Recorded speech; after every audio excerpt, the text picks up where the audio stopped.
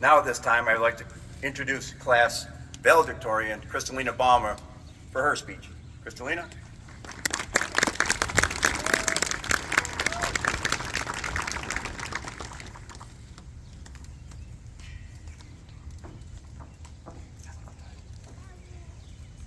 Hello, class of 2023, friends and family. I know what most of you are thinking. Whoa, that's what she sounds like? I've grown up with most of these people, but I always was shy, especially before this year. You're probably wondering how a quiet kid turns into the outgoing student brave enough to talk to you on the stage today. In actuality, I have no reason to be afraid of how silly I might sound right now because this speech was entirely written by ChatGPT. Beginning in the school setting, we are absorbed and segregated by our characteristics. It is a survival tactic for us to become a part of cliques. We are divided into groups that may be labeled as the stereotypical nerds, the popular kids, the sporty ones, and the theater kids, or whatever other titles could describe us. Take a second and think of which of those you may fall into and how you got there. I know which one I belong to, the athletic crowd. Nope, I am probably the furthest one could be from that. I, however, am aware of how I got to be the person others may describe me to be. The vast environment within schools taught us to fear our differences rather than embrace them. The fear of how others perceive us became the perfect incentive for me to be the perfect student and child. Do your homework, study, work hard, try everything, and most of all, don't make any mistakes.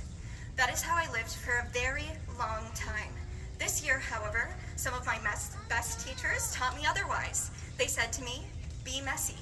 So in honor of my future profession, teaching, I would like to have a story time with you all. Toward the end of my 10th grade year, the year which people start asking and forcing the age-old question, what are your plans after high school? I, like most of us at this time, was unsure. I was between so many things that I loved doing. And in the back of my mind was this voice, a ringing sound of critics. Do what is right. You need to get a good job and good money. That summer, I was invited to a college recruiting event and was also enrolled in my first engineering college course. I had been invited to attend this recruiting event after participating in a singing competition. Yet again, from my voice teacher giving me weekly singing lessons, she presented me with that familiar question. What major are you going to ask the colleges about? My response was engineering. She knew me well at this point and knew that was not what my heart wanted to do. She said back to me, well, you can always double major between music and engineering. You can imagine the college recruiters' faces when I traveled halfway across the country to talk to them about double majoring between STEM and music. Despite being at this convention, surrounded by all these students who wished to be professional musicians and actors, I felt a sense of comfort. They all wanted the same thing that I did. You'd think there'd be an air of competition between us, but instead, I felt validation. I loved the performing arts just as much as they did. I deserve to do something I love just as much as they do. You all deserve to do something you love as much as anyone else. Unfortunately, after my voice teacher, myself, and some of her students returned home from that college event, she was diagnosed with cancer. Within a year, she was gone. The one person who made me feel valid in what I desired in life was no longer there. Seeing her perseverance and dedication to her students, even up to her last day on earth, made me fully accept that there was no denying what I wanted to do in life. I was finally determined to chase something I had dreamt of since middle school, becoming a music teacher. I had found my fuel for the next 2 years. I had to prove to myself and to everyone else that I was good enough to pursue what I wanted in life. Now, even more than ever, I had to show that what I wanted was worth it. My philosophy was, if I get good grades, I will make it to a top music school. If I make it to a top music school, then no one will question my choices. Though this motivated me to do well, I was encouraged for the wrong reasons. I was still being pushed to fit specific expectations that others had for me.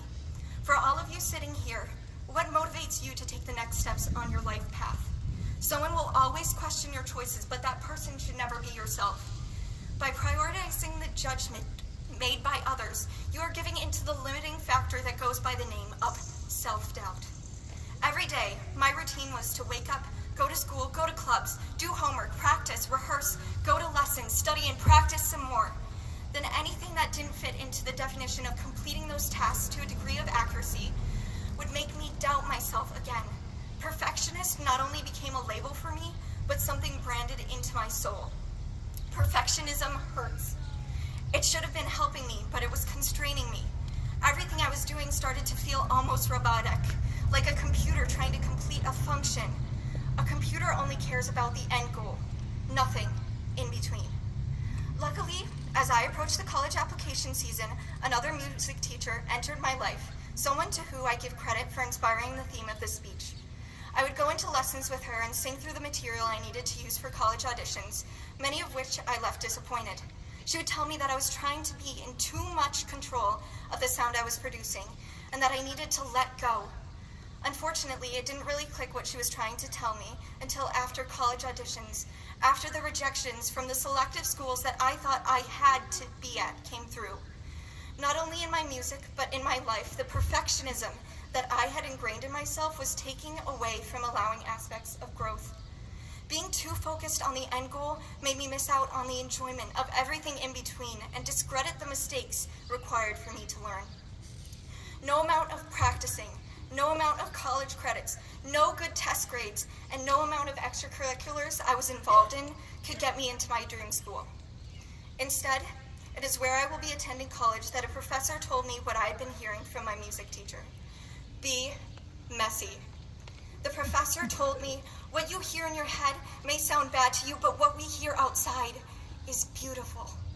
You can call me a bad motivational speaker, but I believe we all need to stop thinking every once in a while. Our minds construe things, our self-image, and the value of our missteps. Success isn't always presented in its dictionary definition. We forget that when we overthink. Reaching beauty is a lengthy and effort-filled process, but that just leaves more time to make a little bit of a mess on your journey.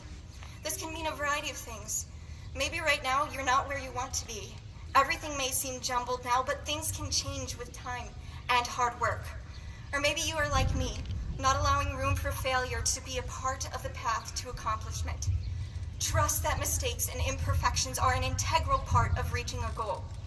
You can beat yourself in pursuit of your wants, but a dream isn't worth having if you're willing to sacrifice everything that makes it desirable.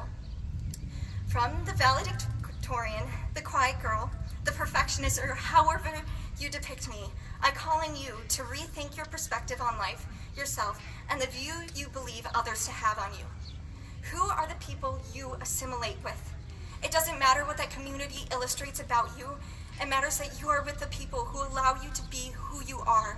Surrounding yourself with peers and mentors who forgive you and help you learn from your mistakes is a thriving tactic. My teachers and my friends have supported me to stand here and give this speech today. Call us teachers' pets or the smart ones, but we have melded each other to be better without losing authenticity. I want you all to find people as you carry on life who allow you to make a mess from time to time. So, graduates, your life is a song being played or a piece of artwork being painted. Let there be wrong notes. Let the colors sit unblended a bit. The melody is yours to make, and the colors are yours to choose, but the finished project may not be exactly how you envisioned. With time and maybe even a change in perspective, anything that once was messy becomes exquisite. Congratulations, and good luck to my peers and friends of the class of 2023.